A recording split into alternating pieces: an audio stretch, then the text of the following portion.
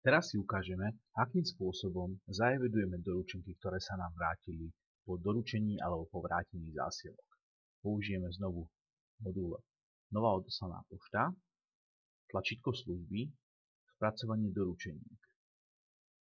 Program od nás očakáva, že nasnímame doručenku, ktorá sa nám vrátila, vlastne čiarový kód doručenky, ktorá sa nám vrátila. Takže nasnímam, program samozrejme podľa čiarového kódu obálky vie, že to bol dokument, komu bol posielaný, aj popis obálky a očakáva, kedy bola zásielka doručená. A my mu zadáme, že bola doručená 21.9.2012. OK, zoberieme ďalšiu zásielku, zase mu zadáme, kedy bola. A vlastne týmto spôsobom zadáme, povedzme, táto sa nám vrátila, povieme, že to bola vrátená zásielka a vrátila sa nám práve dnes. A táto bola tiež doručená, zadáme dátum doručenia.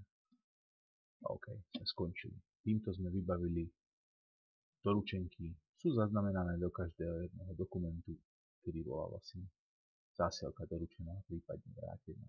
V prípade, že sa jednalo o obálku, ktorá obsahovala viacero dokumentov, samozrejme program dátum doručenia zapísal do každého jedného dokumentu, ktorý bol v tej obálke zabalený.